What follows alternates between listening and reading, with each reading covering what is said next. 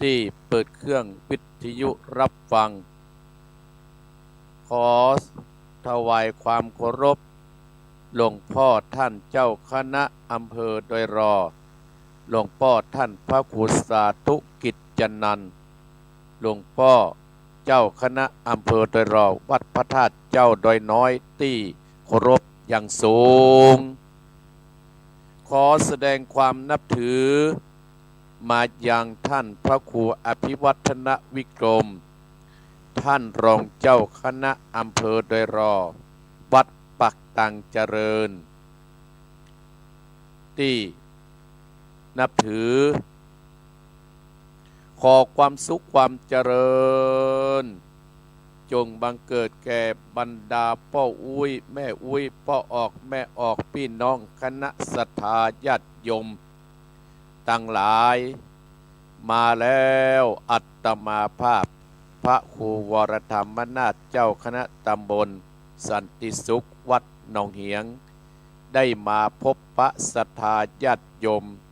แห่มเจ้านึ่งซึ่งตรงกับเจ้าวันที่11เดือนมกราคมพ.ศ. 2568ตรงกับเจ้าวันอาทิตย์เดือน4แห่ม8ค่ำค่ำว่าเป็นวันทิศศรัทธาญาติโยมทั้งหลายก่อนอื่นนั่นก็ขอขอบพระคุณเจ้าของสถานีกู้สถานีและขอบคุณไอเจเจที่ได้เกาะเกี่ยวสัญญาณที่อยู่ทางสถานีวิทยุเกาะเกี่ยวสัญญาณของตุลุงพระครูวรธรรมนาถได้ฮื้อท่านทั้งหลายอีพ่ออีแม่ได้รับฟังในวันนี้ศรัทธาญาติโยมซึ่งเป็นวันพระวันศีลอัตมาภาพเกาะมาฟังท่านพระสัมมาเนรเอารักเอาธรรมมาเล่าฮื้อศรัทธาญาติโยมปานปอนฮื้อศรัทธาญาติโยมจบไปอัตมาภาพก็มาต่อไม้จากสัมมาเนรเอารักวัดสันเหมืองเวียงหนองร่องจากเวียงหนองร่องแล้วก็มาอยู่ที่อำเภอโดยรอจากโดยรอแล้วก็จะเพ่นพระอาจารย์วรรณชัยอำเภอจอมทองศรัทธาญาติโยมเป็นบุญเนอะศรัทธาญาติโยมตื่นมาก็ได้ยินเสียงน้ำเสียงธรรมอย่างอัตมาภาพว่าเสียงก้องเสียงก้องเสียงมองต่ำเข้าเสียงตุเจ้าเตดธรรมเป็นเสียงมงคลศรัทธาญาติโยมเสียงที่บ่เป็นมงคลก็เสียงให้เสียงหุยศรัทธาญาติโยมนับว่าเป็นบุญเป็นกุศลอีพ่ออีแม่ที่ได้ตื่นเจ้าเข้ามาฟังตื่นเจ้าเข้าในมาดูก็โยมจันทากองคำมุนโยมบุญเรืองชัยเงินโยมแม่สุกแก้วเประกัญญาดงหานาถผู้เป็นอุบาสิกาใจบุญใจกุศลและก็มีหลวงพี่ตุปี้พระสุทพระทุนสุภโรธรรมรสโยมสิรินทิพย์บุญเลิศอยู่ที่กรุงเทพศรัทธาญาติโยมอัตมาภาพดีใจที่บรรดาศรัทธาตึงพระคุณเจ้าตึงอุบาสกอุบาสิกาได้เข้ามาฟังอัตมาภาพเก้ากับผมก็ได้ติชมว่าโอ้ท่านพระครูกับขยันแตะเนาะขอบคุณเนอท่านหลวงพ่อหลวงปี้ทุกปีพระสุทุนสุภโรก็ศรัทธาญาติโยมเพื่อประฮือเสียเวลาเนาะก็เดี๋ยวควายมาก็จะได้คืนวิหารเหมาะศรัทธาญาติโยมเดี๋ยวเขาก้อยมาอู้กันเนาะเพื่อประฮือเสียเวลาไหว้พระสวดพุทธคุณธรรมคุณสังฆคุณไหว้คุณของพระพุทธเจ้าไหว้คุณของพระธรรมเจ้าไหว้คุณของพระสังฆเจ้าเสียก่อนเพื่อเป็นมงคลที่รับที่นอนนอศรัทธาญาติโยมอนุโมทนากับโยมแม่พิสมัยศรีเทพธรรมรงค์จังหวัดลำปางก็ได้เข้ามาอนุโมทนาที่มีงานบุญงานกุศลแม่พิสมัยศรีเทพธรรมรงค์ก็ได้ช่วยอัตมาภาพจึงมีความเขมรขมานที่บรรดาศรัทธาญาติโยมฮือความ อุปถัมภ์วัดหนองเฮียงมาโดยตลอดทุกท่านทุกคนที่ฟังอาตมาภาพที่ได้ฟังก็ได้ร่วมทำบุญสร้างกุศลกันบุญตะอันอีพ่ออีแม่ที่จะนำพาเฮานั้นให้มีแต่ความสุขความเจริญเอาละศรัทธาญาติโยมกับพระเนกับได้เนตื่นเจ้าได้หลายตื่นควายได้น้อยตื่นมาฮับแสงเงินแสงทองเอาละศรัทธาญาติโยมไหว้พระพุทธเจ้าไหว้พระธรรมเจ้าไหว้พระสังฆเจ้าขอการไหว้นมัสการการได้สวดพุทธคุณธรรมคุณนี่ขอเป็นเกาะแก้วไข่คำมาปกอำสัมปัตวิสาอย่างตนตัวอีป้ออีแม่ทุกท่านทุกคนมีแต่ความสุขความเจริญไปพกห่มยังอีป้ออีแม่ที่จะเดินทางไปที่ไหนอัตมาภาพขออาสาเป็นเพื่อนเป็นคู่ไปเดินทางต่อไปกับพระนอดกับหนึ่งกับสองกับสามอัตตะอังสัมมาสัมพุทโธภควาพุทธังภควันตังอภิวาเทมิกับสวะคาโตภควตาธัมโมธัมมังนามัสสามิกับสุบัติปันโนภควโตสาวกสังโฆสังฆังนะมามิกับนะโมตัสสะภะคะวะโตอะระหะโตสัมมาสัมพุทธัสสะนะโมตัสสะภะคะวะโตอะระหะโตสัมมาสัมพุทธัสสะนะโมตัสสะภะคะวะโตอะระหะโตสัมมาสัมพุทธัสสะพุทธังสัตตานังกัจจะมิธัมมังสัตตานังกัจจะมิสังฆังนังกัจจะเมโตติยัมปิพุทธังสัตตานังกัจจะเมโตติยัมปิธัมมังสัตตานังกัจจะเมโตติยัมปิสังฆังสัตตานังกัจจะมิตติยัมปิพุทธังสัตตานังกัจจะมิตติยัมปิธัมมังนังกัจจะมิตติยัมปิสังฆังสัตตานังกัจจะมิอิติปิโสภควาอัตตะอังสัมมาสัมพุทโธวิจจาจัตตานะสัมปันโนสุขโตโรกาวิโตนุตตะโดปุติสัตตมัสสัตตเตสัตตเตวะมนุสัตตังพุทโธภควติสวากาโตภควตาธัมโมสันติเตโกอาการิโกเออิปัจจิโกโอปะนายิโกปัจจัตตังเวทิตาโปวิญโยเอเตสุปฏิโนภควโตสวากาสังโฆอุจโจปฏิปันโนภควโตสวากาสังโฆญาญาติปันโนภควโตสวากาสังโฆสมิจิปฏิปันโนภควโตสวากาสังโฆญาติตังจัตตาเตปุติสายุกานิอัตตาปุติสาภุกะตาเอตตาภควโตสวากาสังโฆอาอุดโยนายโยตกิดโยอัญจเตการะดิโยอนุตตรังบุญญาเกตังโลกัสสติสา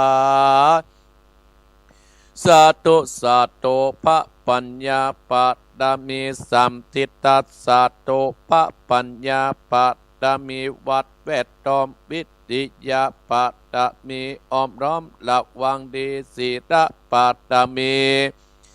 บังออกดาบเมตตาปัตตมีปัปเปตังปืนตานาปัตตมีเป็นปืนตั้งต่ออุเบกขาปัตตมีก็เป็นเวียงสัจจะปัตตมีแวดระวังดีเห็นไม้เต่าขันติปัตตมีกายเป็นออกดาบบังนาไม้และปืนไฟอาทิตตานาปัตตมีปับไปจุแองแกงแรงปับหมู่มานพี่สั่งไปเปตทุกตะเปตังตอตานีอัศจรรย์เสือเหมือนปันอยู่กว้างน้ำนาตีกว้างต่อกว้างแตกตีฟองนานองนั่นนอเป็นเกาตอกดอกไม้มาปูจาพระเกณฑ์ไตสตันพระพุทธังเลยจุงมาไปโปรดจุงมาอนุญาตโปรดผู้กาเตดีแม่ดังโตดัดนี้ออกมาติดไม้ผมอยู่ข้างทาดจังไรกัดกังอาดสับปุ่นดินปุ่นดำนาทีลงปะไปก็อาบตับเต้าปะยามานเอาอาปุนกัวกับยกมือตุนหัวใส่เกาผู้กานี้ชื่อว่าลูกศิษย์พระพุทธเจ้าตนมีบนสมปันอันมากพระพุทธเจ้าจริงตั้งพระปัญญาปัตตมีไว้เก้าจานตั้งไว้ตั้งหน้ากอดได้เก้าจานตั้งไว้ตั้งหลังกอดได้เก้าจานตั้งแต่หัวตื่นตีนกอดได้เก้าจานตั้งแต่ตีนติงหัวกอดได้เก้าจานเส้นว่าลูกปืนจักมาเสมอเหมือนพลเส้นอากอดจักบอบมาไกลดอยข้าพเจ้าก็ได้ไว้ว่าพุทธกุณังธัมมะกุณังสังฆกุณังพุทธอินตาธัมมะอินตาสังฆอินตาสาฮอดดานี้ผู้อยู่เดือดน้ำอยู่กำเป็นเด่นกันการดานเนกเกิดถึงคุณพระพิตาคุณพระบรรดาคุณกุบาอาจารย์คุณพระเกี่ยวเจ้าตั้งสามประการคือคุณพระพุทธังคุณพระธรรมังคุณพระสังฆังคุณแดดคุณฝนคุณน้ำคุณลมคุณกุราชเจ้าก็ดีคุณพระเจ้าตนเผาวัดนาก็ดีคุณนางอุตราก็ดีคุณพระปัจเจเจ้าก็ดีคุณแม่นางตอดัดนี้เจ้าก็ดี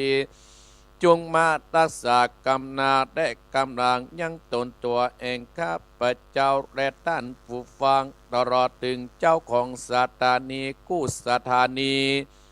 ในวันนี้เยี่ยมดีแด่เธอพุทโธพุทธังรักษาธัมโมธัมมังรักษาสังโฆสังฆังรักษาพุทโธพุทธังอัตตะอังธัมโมธัมมังอัตตะอังสังโฆสังฆังอะระหังพุทโธพุทธังกัณณาธัมโมธัมมังกัณณาสังโฆสังฆังกัณณาพุทโธปกธัมมังปิสังฆังเมตอายุวันโนสุขังพระลังเอาละศรัทธาญาติโยมบรรดาพ่ออุ้ยแม่อุ้ยพ่อออกแม่ออกพี่น้องคัสศรัทธาท่านผู้ฟังทั้งหลายนี้อาตมาภาพก็ได้นำบรรดาศรัทธาญาติโยมบรรดาพ่ออุ้ยแม่อุ้ยพ่อออกแม่ออกไหว้พระสวดพุทธคุณธรรมคุณสังฆคุณและสวดปารมี30 ทัศได้จบไปศรัทธาญาติโยมก็อนุโมทนากับแม่สีทองเต็มจิตและแม่ดงรักพิทองจาที่เข้ามาพออนุโมทนาสาธุเนอศรัทธาญาติโยมก็วันนี้อาตมาภาพก็ได้มาพบปะศรัทธาญาติโยมแห่งเจ้าหนึ่งวันนี้จะได้เอาทำอานิสงส์แต่นพระคุณของพ่อของแม่ศรัทธาญาติโยมเพื่อให้มันเข้ากับบรรยากาศแต่เจ้านี่สามเณรเอารักได้เอาทำเรื่องปัปปตานางปัปปตามาเทศเรื่องแม่เนาะศรัทธาญาติโยมอาตมาภาพก็เลยยิบทำเรื่องอานิสงส์แต่นพระคุณของพ่อของแม่มาแต่กี้กับเรื่องพระคุณของพ่อของแม่เหมือนกันศรัทธาญาติโยม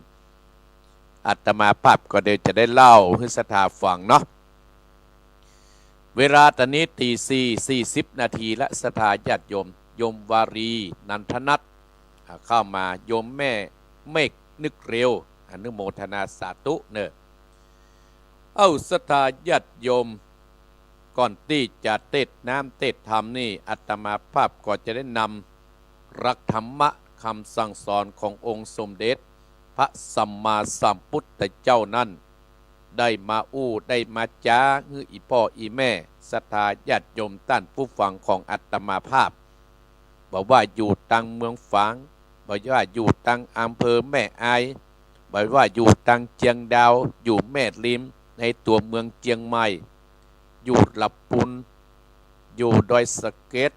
เนี่ยอยู่ฮอดดอยเต่าจอมตองดอยหล่อแม่วางสันปะตองสับเมืองที่รายการเสียงอาตมาภาพไปถึงเนาะอาตมาภาพก็ได้รับ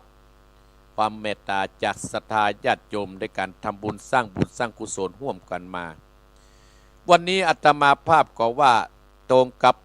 เจ้าของวันที่11เดือนมกราคมพศ2568เป็นวันอาทิตย์เป็นเดือน4เหนือแห่ม8ค่ำก็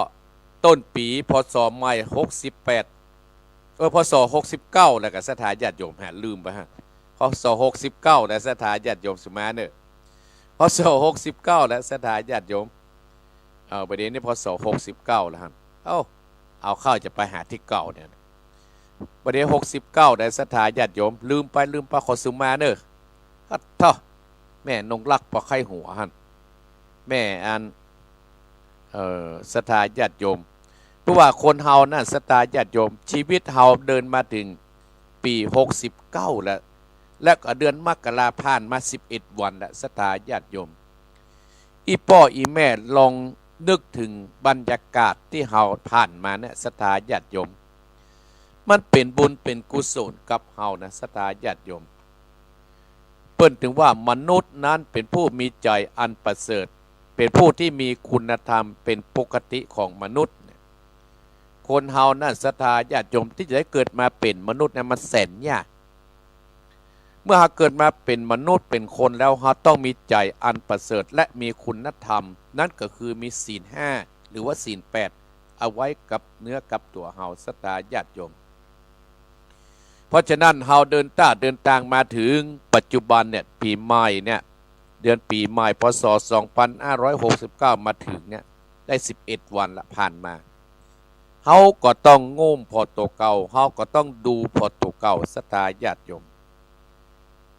เปิ้นเลยบอกคือเฮานั่นว่ามันตรวจเช็คชีวิตให้ดีๆศรัทธาญาติโยมของใจของสวยเฮาถ้าเฮาปัดใจถ้าเฮาปัดตรวจเช็คมันก็จะเป็นที่เฮาไปไหนไปถึงจุดหมายปลายทางอย่างรถที่เฮาใช้งานเฮาก็ต้องดูแลเอาใจใส่ศรัทธาญาติโยมหากมันบ่ดีเฮาก็ต้องแก้ไขถ้าเฮาบ่มีความรู้เฮาก็ต้องปารถที่เฮาใช้ถึงวันเข้าอู่ตรวจเช็คเพื่อเฮานะเดินทางไปถึงจุดหมายปลายทางชีวิตเฮาก็ตามอีพ่ออีแม่เฮาก็ต้องมันดูแลร่างกายเฮาก็ต้องมันดูแลตัวเฮาเพื่ออยู่กับลูกกับหลานไปศรัทธาญาติโยมชีวิตคนเฮาก็ตามเฮาก็ต้องดูแลเอาใจใส่หากมีปัญหาเฮาก็ต้องดูแลเอาใจใส่หากเฮาบ่สบายตั้งกายเฮาก็ต้องไปหาหมอหรือว่าไปโรงพยาบาลถ้าหาบ่สบายใจเฮาก็ต้องไปหาครูบาอาจารย์ชีวิตของเฮานั้นก็จะต้องมีการดำเนินชีวิตเฮาก็ต้องศึกษาให้ดีๆคือมนุษย์คนเฮามีองค์ประกอบอยู่2อย่างอีพ่ออีแม่ก็คือมีร่างกายและมีจิตมีใจส่วนที่ร่างกายเฮานั้นตามคุณธรรมเนี่ยเพื่อก็เรียกว่ารูปธรรมเพื่อสามารถจับต้องได้แต่จิตหรือว่าใจนั้นเรียกว่านามธรรมมันสามารถตับต้องได้ศรัทธาญาติโยมทั้งหลายนะมนุษย์คนเฮานั่นเฮาก็มีองค์ประกอบอยู่2อย่างก็คือร่างกายและจิตใจถ้าร่างกายเนี่ยก็คือเป็นรูปธรรม เป็นรูปประธรรมศรัทธาญาติโยมโอ้รู้สึกว่าเสียงมันวิทยุดังกวดอาตมาภาพขอเวลานอก1 นาทีดีกะฟังก่อนมันได้ก็ไปแก้ไขเนาะศรัทธาญาติโยมเนาะโอสุวรรณอินใหญ่กับสาธุเนอะศรัทธาญาติโยมทั้งหลายเรียกว่านามปัตธรรมอีป้ออีแม่ถ้าเฮาบ่สบายเนี่ยก็เป็นเพราะไอ้หยังอีป้ออีแม่ก็ต้องนึกถึงเวรกรรมเป็นต้นนะศรัทธาญาติโยมเฮามีเวรมีกรรมเป็นต้นเฮาก็ต้องมั่งศึกษาเรื่องนี้ให้ดีอาตมาภาพก็ตามศรัทธาญาติโยมภายจะหนีเวรหนีกรรมบ่ป้นศรัทธาญาติโยมอีพ่ออีแม่โอ้โยมสมพรรัตนังมาแล้ววันนี้เปิ้นเป็นเจ้าภาพทำเนอะทำบุญครบรอบวันเกิดกับผู้เป็นเจ้าตาลฮึกับเจ้ากรรมในเกณฑ์ตาลฮึพ่อเกิดวันนี้อันนี้ส่งทดแทนพระคุณของพ่อของแม่ในยมสมพรอยู่ป่าเมือดสันทรายศรัทธาญาติโยมความบัดสบายโอ้จะไปโทกแต่แก่ศรัทธาญาติโยมเจริญพรพายเจ้าพายที่ไหนไม่นิดเจ้าโอ้ไม่นิดเป็นยังดังเสียงวิทยุดังว่ะแม่มาเชียงใหม่เจ้าอ๋อตอนนี้อาตมาภาพกำลังบรรยายเนอะนะแม่เนอะเนาะไปเชียงรายไปโรงพยาบาลเนาะอาตมาของหอมหายเนอะครับอนุโมทนาบุญตัวนะเจ้าเจริญพรเจริญพรอาตมาบรรยายอยู่เนาะอาตมาบรรยายเนอะแม่เนอะถึงที่ว่าคนเฮาบ่สบายเฮาก็ต้องยกตัวอย่างเช่นศรัทธาญาติโยมเพราะเฮามีกรรมเฮานี่กรรมบ่ป้นอย่างศรัทธาญาติโยมอย่างสามเณรเอารักเรื่องเล่าเรื่องนางปปตาตะกี้เปิ้นมีลูก2 คนศรัทธาญาติโยมแต่คนเฮานี่กรรมบ่ป้นก็มีแม่แมวเนี่ยเอาลูกไปเลี้ยงเนี่ยลูกเปิ้นมี2 คนคนผู้ปี้นั่นก็แหมย่างคนผู้น้องก็แหมย่างเนี่ยถ้าออกจากท้องพ่อท้องแม่มาเดียวกันเลือดเนื้อเชื้อไก่คืออันเดียวกันจิตใจมันคนละอย่างนะก็เตื้อเป็นฝาแฝดอีพ่ออีแม่อาตมาภาพได้ประสัมผัสโอ้จิตใจมาเหมือนกันคนหนึ่งหุมวัดคนหนึ่งหุมเหล้า อาตมาภาพได้สัมผัสมาแล้วนะศรัทธาญาติโยมโอ้จะเป็นอย่างไรนะแต่เป็นแม่เดียวกันเนี่ยศรัทธาญาติโยมบรรดาอีพ่ออีแม่บรรดาพ่ออุ้ยแม่อุ้ยศรัทธาญาติโยมท่านผู้ฟังทั้งหลายเนาะอาตมาภาพก็เลยเอาเรื่องในการตรวจเช็คชีวิตของคนเฮาเนี่ยเหตุที่เฮาบ่สบายมีอยู่อาตมาภาพยกมาอยู่3 อย่างศรัทธาญาติโยม1ความบ่สบายกายความบ่สบายใจความบ่สบายกายและบ่สบายใจมันต่างกันนะศรัทธาญาติโยมอีพ่ออีแม่ก็ประสบมาเหมือนกันอาตมาภาพก็ประสบมาเหมือนกันความบ่สบายกายนะเฮาก็สามารถไปหาหมอเจ็บหัวเฮาก็กินยาเจ็บพันเจ็บนี่เฮาก็เต็กเฮาก็เอายาเข้าใส่มันก็หายไปแต่ความบ่สบายใจมันก็มีหมอของมันอย่างหนึ่งก็คือใจธรรมะคำสั่งสอนขององค์สมเด็จพระสัมมาสัมพุทธเจ้าเนี่ยศรัทธาญาติโยมเป็นที่สอนจิตสอนใจเฮาเนี่ยถ้าเฮาบ่รักษาใครจะรักษาเฮาได้แต่คนเฮานั่นเฮาก็นึกถึงกรรมเก่าเฮาศรัทธาญาติโยมเตื้ออาตมาภาพก็นึกเอากรรมเนี่ยเป็นที่ตั้งถ้าเอากรรมเป็นที่ตั้งเนี่ยเฮาก็จะสบายใจสิ่งที่เฮาบ่ใครฟังเฮาก็หลีกเลี่ยงเหียสิ่งที่เฮาบ่อยากอ่านบ่ชอบมาพากลเฮาก็หนีเหียศรัทธาญาติโยมเฮามันศึกษาแต่สามารถเอาตัวหลุดพ้นได้นะศรัทธาญาติโยมอันเนี้ยศรัทธาอีพ่ออีแม่ท่านผู้ฟังทั้งหลายเนาะเดี๋ยวอาตมาภาพก็จะไปปิดวิทยุก่อนนะศรัทธาญาติโยมมาเสียงกวนกันเนาะขอเวลานอกเนิ่1 นาทีเนิ่1 นาทีเนิ่ศรัทธาญาติโยมเนาะ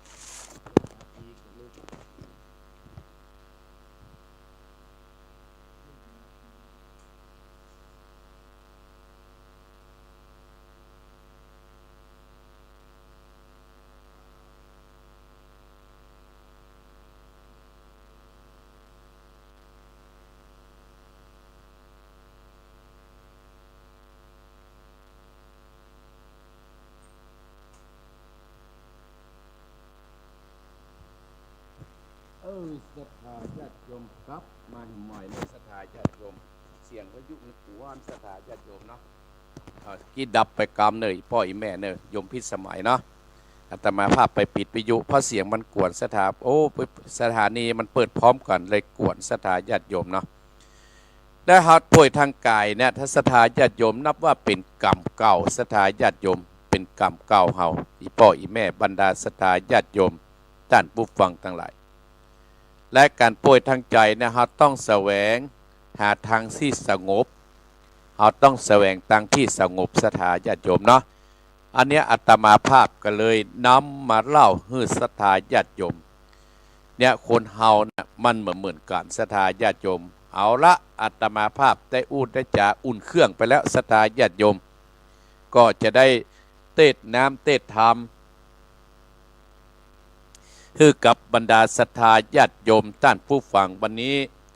เจ้าภาพธรรมนั้นก็โยมสมพรรัตนางบ้านป่าเมือดสันทรายทำบุญขายวันเกิดครบรอบวันเกิดปีนี้โอ้แก่มาแห่งปิงเนาะศรัทธาญาติโยมเนาะขอบอนุโมทนากับท่านสุชาติขันติโกท่านเจ้าวัดบ้านถ้ำห้วยน้ำขาวเข้ามาพอตื่นเจ้าเนาะบาอาจารย์ทั้งหลายโอ้ทุกเจ้าก็เข้ามาพอศรัทธาญาติโยมเนาะเอาละเนอยมสมพรรัตนังป่าเมือด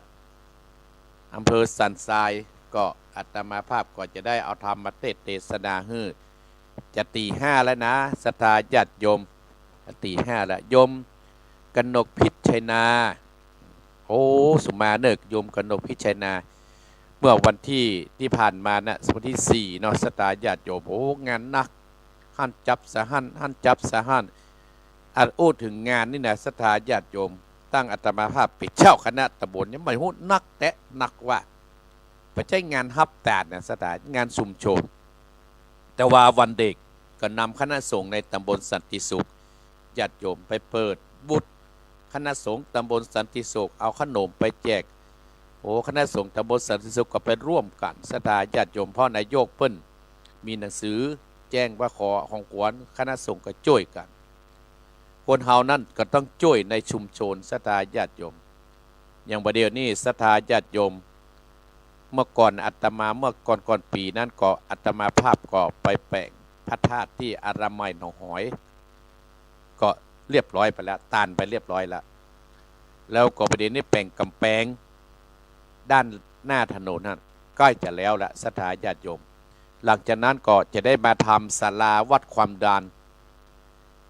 ที่สถานีอนามัยตำบลสันติสุขร่วมกับคณะสงฆ์ในตำบลสันติสุขร่วมกับอสม.แล้วก็ร่วมกับผู้ใหญ่บ้านตำบลประชาชนในตำบลสันติสุขเพราะว่าสถานที่อนามัยหรือว่าโรงพยาบาลประจำตำบลสันติสุขนะเวลาคนเพิ่นไปวัดอะไรอย่างเจาะเลือดหรือว่าเจาะความดันเจาะความดันแบบเจาะไขมันเบาหวานนี่นะมันมีที่อยู่เพื่อไปขอความเมตตาจากคณะสงฆ์ก็โดยมีอาตมาภาพเป็นประธานและก็มีท่านพระครูหลายตนในตำบลสันติสุขก็ช่วยกันศรัทธาญาติโยมก็วันที่22นี่ก็จะได้ทอดผ้าป่าในเมาะศรัทธาญาติโยมอย่าไปแปลงศาลาประเดี๋ยวดินถมเรียบร้อยแล้วดินถมเรียบร้อยแล้วศรัทธาประกาศห้อมกันทุกหลังคาในตำบลสันติสุขครอบครัวขอบริจาคละร้อยอาตมาภาพก็ได้จะนักเหมือนเนอะในตำบลสันติสุขเนี่ยแล้วก็จะไปมอบเงินให้ท่านเจ้าวาดใหม่หนองหอยเพิ่นก็จะทำการสร้างต่อไปคือมันแล้วในภายในปีนี้เพื่อเป็นที่จุที่จำคนในตำบลสันติสุขไปวัดความดันก็ดีไปตรวจเช็คร่างกายก็ดีไปตรวจไขมันไปเบาหวานเนี่ยอาตมาภาพก็ทำบุญก็นึกจะขอจะได้เปลี่ยนโลกหมู่นี้เด้อเองมันก็มีความสุขมันก็เป็นบุญในศรัทธาญาติโยมเขาได้ทำไว้เพราะฉะนั้นอาตมาภาพก็เชิญชวนศรัทธาญาติโยมไพ่จะร่วมทำบุญสุนทานมามีเงินมามีปัจจัยก็เอาความคิดมามีความคิดก็ใช้ปัญญามีใจปัญญาก็ใช้แรงช่วยกันผลักดันให้มันสำเร็จอาตมาภาพคณะสงฆ์จึงมาเสร็จในปีนี้ศรัทธาญาติโยมเนาะหันตะวันชัยกิเรอนุโมทนาสาธุวันนี้ก็มาได้ไปศพปันห้วยน้ำข้าว อาตมาภาพต้องไปขึ้นให้ใหม่ยางคำอยากยางคำและศรัทธาญาติโยมไปเก็บกระดูกเลยไปปุ้นหนองหวายจากหนองหวายแล้วก็ไปบันโตนจากบันโตนแล้วก็จะไปวัดไอ้อย่างก็วัดมณฑาทิพย์ไปเปิดไปเจริญพุทธมนต์ตานศรัทธาญาติโยมเข้าวัดก็เป็นเมื่อคืนพอดีเนี่ยชีวิตทุกเจ้าวันพูกก็วันที่12เนาะ12ก็จะต้องไปขูดเก้าอี้ไปงานพุทธมณฑลป่วยหลวงพุทธมณฑลเท่านักศรัทธาญาติโยม13ไปที่ไหนอาตมาภาพจำมาได้นะ12 13 14 15 16 17เพราะได้พักศรัทธาญาติโยมอาจจะมาที่18ก็ได้มันจะมาเมื่อหลุนศรัทธาญาติโยมขนาดเทศธรรมเมื่อคืนที่เพิ่นมานิมนต์อาตมาภาพก็สุมาอาภัยแต่ว่าไป1 งานก่อนซื้อนั่นก็1 งานถ้าไปศรัทธาญาติโยมอาตมาภาพก็อายุนักพอสมควร64 ปีถ้าไปกู้คืนก็จะมีอากาศและศรัทธาญาติโยม1เอาไปนั่งเต้นเจ็บหลัง2เจ็บแข้งเจ็บขาสุมาเนื้อศรัทธาญาติโยมแล้วก็เกิดความเมาหัวถ้านอนเมื่อคืนไปอิ่มเนี่ยศรัทธาญาติโยมเนาะเพราะว่าอาตมาภาพตั้งใจจะฮักสั่งขานไว้ให้กับศรัทธาท่านผู้ฟังรายการมรดกธรรมวันอาทิตย์เนี้ยศรัทธาญาติโยมมาได้มาทิศแล้วยังกึดเติงหายอยู่นะเพราะว่าเปิ้นปลายปุ่นเมืองฝั่งกันเอาละศรัทธาญาติโยมอู้ไปกเสียเวลาไปติกเนาะโยมคณกรพรอัมพูนเนอร์โยมคนุภาที่จังหวัดน่านเนอร์แหมกำกระโทกันมาเนอร์ไอ้ก็จะโทรกระโทษกี้แม่ ที่อยู่มาเชียงใหม่ก็คือแม่นิดเพิ่นมารักษาตัวศรัทธาญาติโยมเอาแล้วเนาะอาตมาภาพจะเทศธรรมแล้วนะแม่จันเพนคำโพธายมสายฝนจันกุณะหนองพระขาวโยมแม่จันเพนโอ้ใจบุญใจกุศลอาตมาภาพอนุโมทนาแม่จันเพนเนอร์ขอให้มีอายุมั่นคนยืน64 ปีก็ถึง100 สาวเนอะ100 สาวได้ไหมเนอะมีกินมีใจโดยตลอดอาตมาภาพตานโต๊ะเพิ่นก็เอาอาตมาภาพก็เขียนจืบเรียบร้อยแล้วตันไปติดแล้วประเดี๋ยวนี้สบายละศรัทธาญาติโยมมีพร้อมละตั้งอกตั้งใจรับฟังมรดกธรรมกับเมืองโดยเจ้าภาพก็โยมสมพรรัตนังวัดบ้านป่าเมือดอำเภอสันทรายทำบุญครบรอบอายุเนอะปีนี้จากการไปหาพ่อเกิดแม่เกิดเจ้ากรรมและในเวรเป็นระดับต่อไปแล้วจะได้มาสรุปเนื้อธรรมให้ศรัทธาญาติโยมเป็นระดับต่อไปเนาะตั้งอกตั้งใจรับฟังณบัดนี้นะโมตัสสะภะคะวะโตอะระหะโตสัมมาสัมพุทธัสสะมัตตาปิโตอุปัตตันนังกัตตัญโยกัตตะเวทิตาเตสันตะวดุดาสัมโตติสาตั้งหลายตั้งยิงใจน้อยใหญ่ผู้มักไฟตั้งบนอันจักหนุนเตรียมเก้าร่วงลำไพมานนาได้สุขบานเจยข้าเจ้าบ่อโศกเศร้าเครื่องกี่กันแต่หนีลาภาคดับชีวิตจากเมืองคนบนบันดันไปเกิดในห้องเลิศคงสวรรค์จริงประกันมวลโมเข้ามาฟังตามตั้งสตานิวิทโยขึ้นสีขาวตั้นตั้งหลายผู้ฟังนางสมพรรัตนังกอบปาการยกมือไหว้กับไหว้จิตุบใจเตียนงามใจตานาทำบันนี้เพื่อครบรอบปีเกิดวันเกิดมีศีลสะอาดอักษาฟังตามมาตื้อสัตนาติดต่อเป็นเก้ากอกองบุญนากุศลเนิมเติมเก่ามีมากเต่าปันตะวีกรรมสอนมีเก่าจีเอาเป็นที่สอนใจบัดนี้จักบอกเล่าไกกากุยาขอศรัทธาท่านผู้ฟังตั้งหลายตั้งสาตานิวิทยโยขึ้นสีขาวอดท ตาดาฟังบัดนี้มานุสาอันว่าคนยิ่งใจมวลเมื่อเกิดมาในโลกก็มี108ภาษาอันใดปรับทั่วค่อยประเทศถึงเด็ดเต้าแดนไก่พ่องก็มีใจกาหยาบกัดตามบาปตึกหนาพ่องนาใจจื่นมักย่อยืนยอตานไข่จะหวานอ่อนอ้อยพ้องก็จากกล่าวถ้อยหยับจาปากสวกกาการีคนในโลกีน้อยใจมีสัพปาค่อยนาอันว่าคนเกิดมานี้เราบอดเชื่อบอดว่าเจี๊ยเป่าเจ้าได้ย่อมมีใส่ใจพ่อแม่พุกอ่อแผ่ลุ่มลามีเมตตาแต่เก่าเมื่อลูกเตามาปฏิสนธิลังพ่องพ่อแม่ตนดันใจเอาใจใส่ขึ้นวานกัวลูกจอมควันลูกน้อยได้ต่ำกวเกืองกาแม่ก็ทรงกับปาต้องลำบากเป็นอ้วห่างตาลายจะกินยาไหลบ่หายกลัวเป็นยาฮ้อนเครื่องกีดไปกวนขีลูกน้อยอ้อนอ้อยในต้องได้โต๊กต้องตาลับมานจักกินอาอันฝาดสมสุกบอดสมไหลอันเพชรเกมกันแสบอ่อนกว่าลูกน้อยเครื่องกาแม่ก็อดสาดลำบากบ่ประมาทอากหลายเดือนนะแล้วก็เปื่อนลูกนั่งฟังฟ้าก็กำกว่าไปต่อตำถูกต้องกลัวลูกในต้องเจ็บเป็นได้เครื่องเข็นนับไม่มายามนอนใจแปงแม่กันนอนตะแกงบอกขาดสามีปัญญาตมากวนมาขีดลังเตื้อใจบอดีสายสานนะ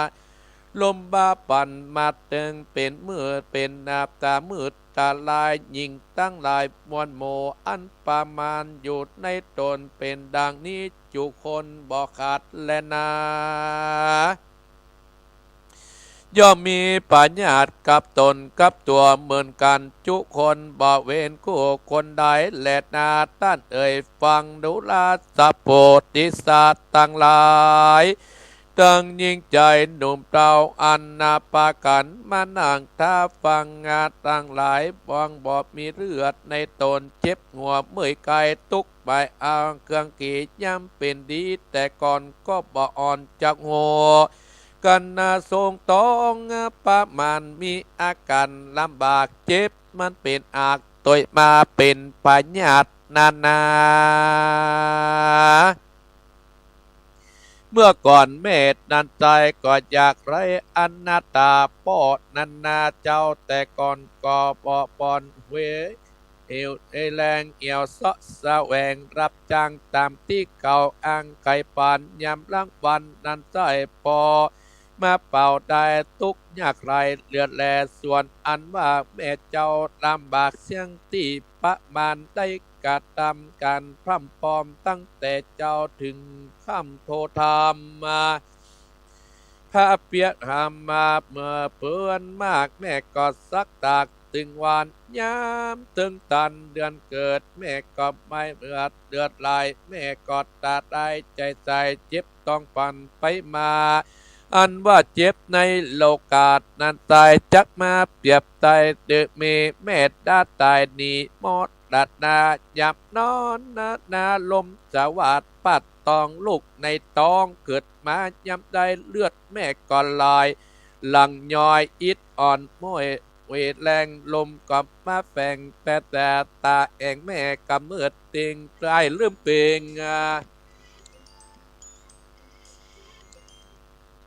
ขอจะไปโทรเทเนอร์ห้ามโทรเข้าในสายที่103หรือตายลืมเก่งบ่ไอและนาดังกำโบราณแต่ก่อนได้บ่ก่อนใครจะว่ายิงตรงต่างต้องประมาณนาจะเพื่อเป็นได้ดังควันจังตายตัวกาจังขาลาดามอดดัดนาหมบโมมาอาจหูจำได้นั้นแหลดนาฟังดูราสะโพธิสัตว์ตั้งหลายตั้งยิ่งใจหนุ่มเต่ายามลูกเต่าเกิดมาแม่จักดาตายเจ็บตอง พ้องลูกหน่อยได้สะซ้อยเลือดลายแม่ก็ตายใจไปจมชื่นปิติตื่นใจจอมป้อนนะกินนมลูกน้อย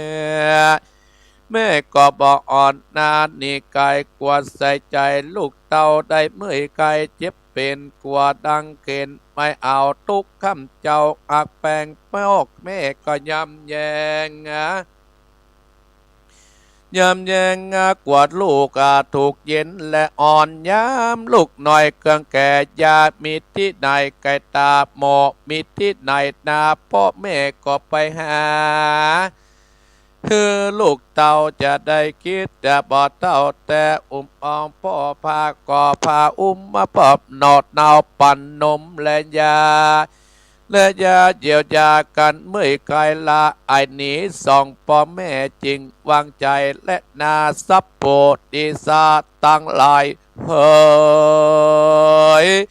ตั้งยิงใจหนุ่มเต่าอย่างเล็กเก่าแต่ก่อนยำเจ้าอ่อนไอกาดยำมา3 เดือนมาติดต่อลูกน้อยนอสะปอบแม่กอดปอยอขอลูกก็ยอขอขึ้นได้พ่อแม่ตายก็เอาใจลูกนายก็จะเอาลูกมาป้อนข้าวอาบน้ำเหล้ากะสีลิ้นยุงมีมาไกลพ่อแม่ก็ปัดไล่นี่กายนี่ไก่ลูกนี่ไก่เล็ดนานั่นว่าลูกใส่ใจลูกแก้วลูกหยังได้แล้วพ่อแม่ตั้งสองก็บ่เว้นแวเอาใจกลัวป่วยไปมาตองในเองห้องกะยาย้อนว่าแต่ยังน้อยก็ห้วยตั้งดียามนั่นก็ขดไปมากูว่าลูกกะนั้นได้ลำบากเจ็บเป็นเดียนเต้นเอาไม้ส่องพ่อแม่ก็ดูลาสอนจากเก่าโอลูกน้อยอูดตั้งดีเวทนีตั้งต่อยใจอ่องหอยใจมันก็อ่องอ้อยแลดนาว่าสอนลูกเต่านั้นได้หูผิดถูกสันได้อุตสาใจสอนยากบ่นอกเขตจริตปรับเป็นนี้จะมีลูกตายใจบั้มเปลี่ยนได้ห้ามเอียนเขียนอายมีวิชากับตนกับตัวพ่อแม่ก็มีใจอาทรนะยังลูกหน่อยได้ติดกอดถึงวันแค่ค่ำเจ้าแหลดนาตั้นตั้งหลายกว่าลูกบุตตาตามกอยทุกจองอ้อยตกผ่านลูกนั่นได้เจยบานนะ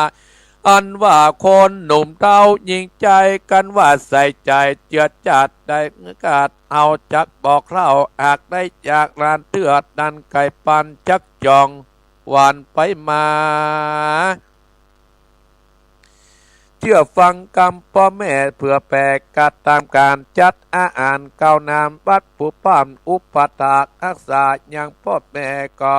และนาอันนี้มันก็เป็นบุญเป็นกุศลและนาก็เอาทำคุณใหญ่ชื่อว่าอภิธรรมามาเทศเพื่อแปลเอาคุณพ่อคุณแม่มานั่งก็บังเกิดและนาจากโลกกว้างเมืองคนเตรียมตนใหญ่น้อยคือตันแต่บอกประมาทฟังตามตังวัวดำตัวใดเข้ากายแบ่งปันเต้านั้นเกิดรอดและรอดตั้งกินตานนาอุตสาหือลูกนั้นได้ย่อมได้เป็นบุญเป็นกุศลอานิสงส์แห่งผลบุญที่ได้ทำก็คือไปถึงลูกถึงเต้าสุขสำราญเที่ยงเต้าทุกคำเจ้าและนานิติตังก็บางคมสมเลสาเดชเอาละศรัทธาญาติโยมตะกี้พสดุงวิทยุเข้ามาโทรเครื่องใหญ่อีพ่ออีแม่จะมาโทรเข้ามาทางเครื่องใหญ่เนอะถ้าโคเท่าเครื่องนี้ก็เกียมจดเบอร์ไว้ฮะ0828857225อำเภอตะกี้นั้นเป็นเบอร์เครื่องใหญ่จะไปโทรถ้าออกรายการก็โทรแต่ถ้าจะโทรก็โทรเนี่ย0828857225นี่0828857225นี่โทรเตอะโยมเจมจันเข้ามาละโยมจดพึ่งอยู่ปุ่น พึ่งไตรรัตน์อยู่บ้านเด่นสถาญาติโยมเนาะอาตมาภาพได้น้อมนำพระธรรมเทศนาจิวะนิสงส์ทดแทนพระคุณของพ่อของแม่แม่เนี่ยสถาญาติโยมเป็นผู้ที่มีพระคุณอันใหญ่หลวงที่เลี้ยงเฮามาถ้าเฮามีพ่อมีแม่เฮามีวันนี้นะสถาญาติโยมเวลาอาตมาภาพปฏิธรรมเรื่องนี้นะสถาญาติโยมอาตมาภาพนึกถึงพ่อของแม่เฮาพ่อแม่ของอาตมาภาพมีและสถาญาติโยมมีแต่อาตมาภาพเอาพ่อเอาแม่ในผู้ฟังเนี่ยเป็นพ่อเป็นแม่แต่ว่าอย่างพ่ออย่างแม่ยังอันโทรมายังประเทศคือโทรได้นะสถาญาติโยมบอกเบอร์แล้ว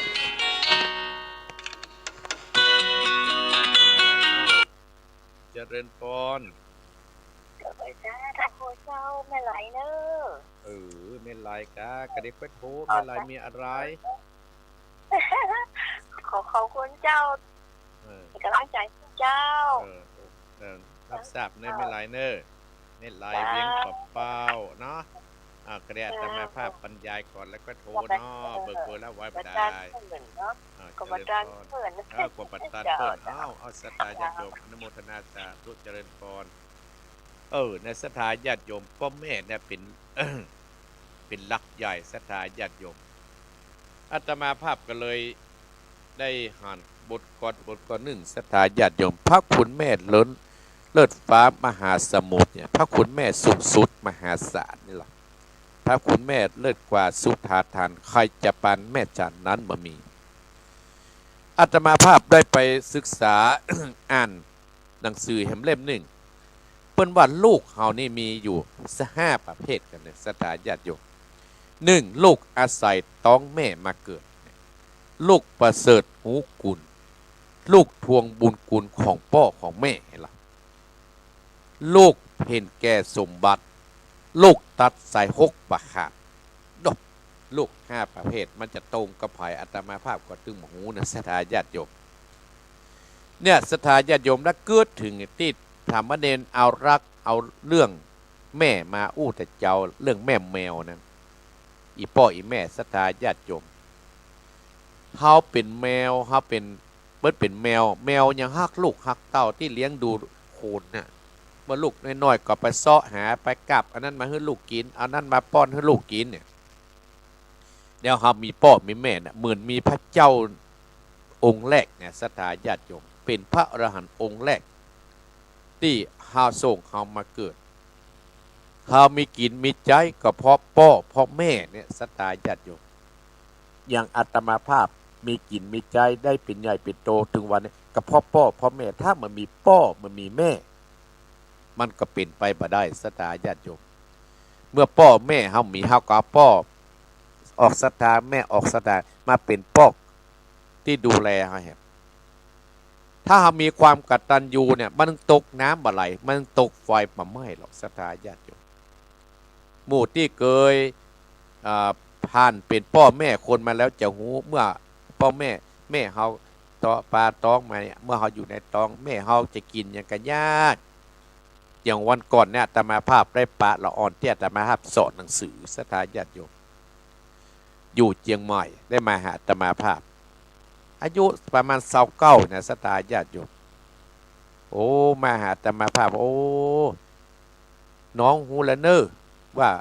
ที่ท่านอาจารย์เคยสอนว่าเรื่องของพ่อของแม่เนี่ยประเดี๋ยวพ่อแม่เนี่ยน้องได้เป็นแม่คนเนี่ยโอ้ลำบากเนอะไปการไปงานมาก็ต้องเสาะหาอันนั้นฮื้อดูแลอันนี้ฮื้อปิกมาก็ต้องซักอันนั้นผ้าฮื้อเขาได้ประสบแล้วเขามาเล่าความเป็นมาฮื้อสารใช้ใจกับเพิ่มขึ้นนะตู้ลุงเนี่ยอาตมาภาพว่ามันจริงเนี่ยสถาญาติโยมถ้าเฮาเนี่ยมันมีความทำเมตทำมานถ้าเฮาทำตัวบดีให้ลูกเฮาหันก็จะทำตามที่เฮามันเพราะว่าเปิ้นหันเฮาจะอันละอาตมาภาพกะเสี่ยมสอนบอกกล่าวให้ลูกศิษย์ต้องหาไปแต่วันนั้นมาได้ไปเกิ้งวันวันสถาญาติโยมลูกเวียงอาตมาภาพโอ้ปะก็ได้เป็นหลายเดือนหลายปีแล้วเนาะก็กึศใจได้ว่าได้ครับทุก ฮับตุกเรื่องอีแล้วก็มาเล่ามาบอกฮื้อเอาเป็นธรรมทานให้อัตมาภาพณอัตมาภาพหรือว่าพระคุณแม่เลิศฟ้ามหาสมุทรเนี่ยพระคุณแม่สูงสุดมหาศาลพระคุณแม่เลิศกว่าสุธาทานใครจะปานแม่จากนั้นบ่มีคนที่ปามาเนี่ยเพิ่นว่าเปรียบเหมือนกวานจางหายตกมันเสียเลือดเสือเนื้อนักศรัทธาญาติโยมแม่จะกินอะไรอย่างก็ลำบากลำบนเพราะว่ากลัวลูกได้ถูกนี่เมื่อเขาเกิดมาแล้วเขาก็นึกถึงพระคุณของแม่ของเขาที่อาตมาภาพว่าลูกเกิดลูกอาศัยต้องแม่มาเกิดลูกอาศัยต้องแม่มาเกิดมีลักษณะอย่างใดศรัทธาญาติโยมเกิดออกจากต้องแม่มาแล้วบ่ได้ดูแลแม่บ่ได้ดูแลพ่อได้ไปอยู่ที่อื่นลืมพ่อลืมแม่มากระดีลืมพ่อลืมแม่พ่อแม่บ่สบายนะบ่เกินมาใจบ่เกินมาดูแลได้ลูกได้ผัวแล้วบ่เคยมาดูแลศรัทธาญาติโยม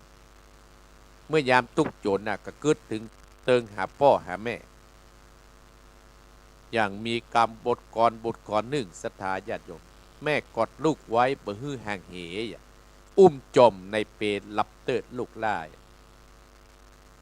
ลูกม้อยลับตาแม่ล่นไปซักผ้าอิดถวยลอยลาฟั่งฟ้าฝนตกสุยๆผ้าอ้อมมอกเหงาเอามาแตกแห้งอมควรการลูกตื่นแล้วก็ลูกจะกวนอุ้มจีลำดวนอาบน้ำป้อนข้าวควรหาวเหยปดาแก่เท่าพ่อแม่บาดสบายมาหันมาใจแหมล้ำการเฮาตุกโจรพ่อแม่ช่วยกรรมมีแต่ฮื้ออภัยความฮักอย่างอี้จักหาที่ไหนสุดประเทศไทยหาที่ไหนบ่ได้เนี่ยศรัทธาญาติโยมความฮักของพ่อของแม่เนี่ยเพราะว่าลักษณะลูกอาศัยต้องแม่มาเกิดบัดเลี้ยงดูพ่อแม่บัดเลี้ยงดูผู้บังเกิดเก้าศรัทธาญาติโยมได้ดิบได้ดีลืมพ่อลืมแม่เพราะว่าเฮาทุกจนล้มละเนระนาดมากึดถึงพ่อกึดถึงแม่ละให้สะอื้นมาหาพ่อหาแม่อนุโมทนากับแม่เสาวรักษ์พิวงเนอะอยู่ชัยประการบ้านแม่ทารบให้สะอื้นมาละศรัทธาญาติโยมเนี่ยเพราะว่าอาศัยต้องแม่มาเกิดต้านบ่ได้มาดูแลพ่อบ่ได้ดูแลแม่ได้ดิบได้ดีลืมพ่อลืมแม่เลยบ่ได้สนใจพ่อบ่ได้สนใจแม่สักกับอันเนี้ยเนี่ยศรัทธาญาติโยมลองนึกเอาเถอะถ้าเฮาเป็นคนอย่างอั้นเฮาอาศัยแม่ต้องแม่เฮามาเกิดเฮาจัดการสัตว์เดรัจฉานสุนทรภู่ว่างัวควายจ้างม้าตายแล้วเดินหนังดุเข่าแห่งยังเอาใช้กันได้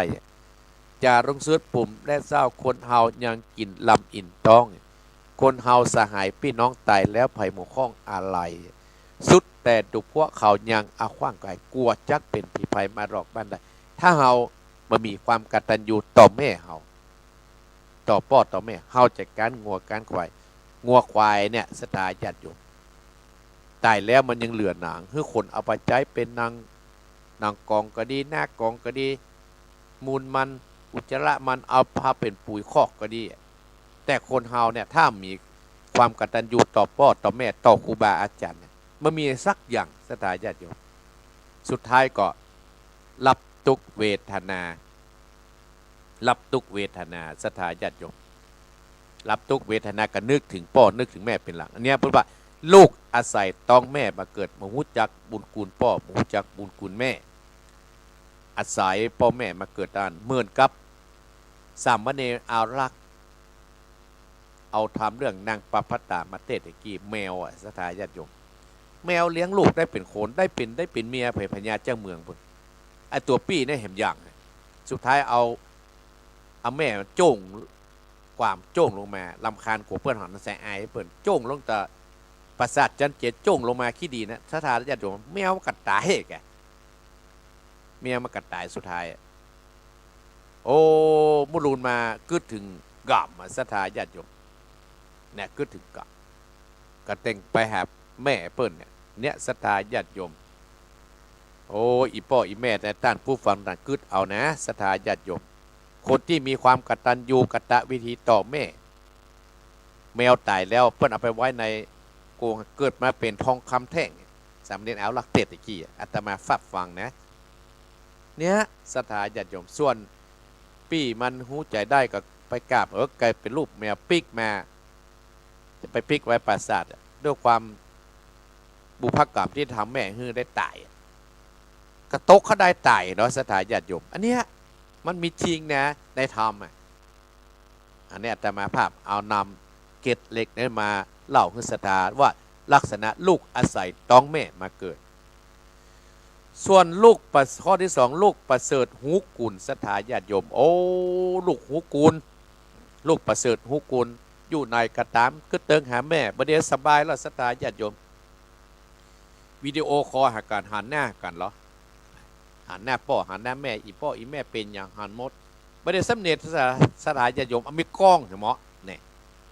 กล้องเห็นไหมศรัทธาญาติโยมอาทิตย์ในห้องอาตมาภาพหันลูกหลายคนหรอแม่จะรับมามันพ่อหรออันนี้ว่าลูกประเสริฐหูกุลพ่อหูกุลแม่นึกถึงบุญกุลพ่อบุญกุลแม่ได้เสี่ยมได้สอนได้ดูแลมาเมื่ออย่างน้อยเปิ้นทรงห้ำทรงเฮียนหูกุลเนี่ยได้ทำงานได้เวียกได้การได้ทำงานดีก็ส่งเงินมาให้พ่อให้แม่ส่งเงินมาให้พ่อให้แม่มีละอ่อนคนหนึ่งได้เป็น อัยการสถาญาติโยมไปอยู่พิจิตรคนสอบได้ที่มหาตมาภาพนี่นะเป็นลูกกำพร้าสถาญาติโยมพ่อเพิ่นตายเคยอาตมาภาพเคยสั่งเคยอู้เคยจ่าเคยสอนเขามัดมือเขาอายุ30แล้วนะตอนนี้นะอาตมาภาพจำได้วันนั้นอยู่พิจิตรโอ้น้องได้เงินเดือนแรกส่งให้อีพ่ออุ้ยแม่อุ้ยแน่ส่งให้อีแม่พ่อเพิ่นมีแล้วศรัทธาญาติโยมโอ้เฮาก็ดีใจเฮาได้เคยเสียมซ่อนส่งให้เดือนได้10,000ปลายก็ส่งให้พ่ออุ้ยแม่อุ้ยอีแม่เนี่ยเสี่ยงไปเกือบ5-6 พันแล้วตู้ลุงแล้วโอ้เฮาก็ดีใจดีแล้วเงินเดือนแรกต่อไปเฮาก็เก็บไว้เมื่อยามจำเป็นยามจำเป็นเก็บเมื่อยามจำเป็นยังพ่อแม่เฮาเข้าโรงพยาบาลก็ดีปู่ย่าตายายเข้าโรงพยาบาลก็ดีเฮาเก็บเฮาจะบ่กินเหล้านักจะบ่เอี่ยวหลายเนี่ยเฮาก็พยายามเก็บเฮาอาตมาภาพก็พยายามสอนมันก็แล้วแต่บุญคนไผ่คนมันบุญไผ่บุญมันนะอีพ่ออีแม่บุญไผ่บุญมันนะบุญไผ่บุญมันที่เฮาสอนแล้วไผ่เอาไปใจนะประเดี๋ยวอาตมาภาพก็เริ่มเก็บแล้วเนี่ยอายุ64ได้ศรัทธาญาติโยมถ้าบ่เก็บนะโอ้ไม่จะเป็นตุกบ่ออกศรัทธากะเนาะถ้าเฮามีแล้วเนาะเป็นอย่างนี้ก่อนอันนี้แหละศรัทธาบรรดาศรัทธาว่าโลกประเสริฐหูกุลพ่อหูกุลแม่หูกุลบ่หูกุลศรัทธาญาติโยมอาตมาภาพไปอาจทำเรื่องหนึ่งเนาะขนาดสัตว์เดรัจฉานลูกงัวกตัญญูนั่นน่ะลูกงัวกตัญญูน่ะศรัทธาญาติโยมแม่งัวกับปลาลูกงัวไปกินหญ้าจนลูกงัวแบบ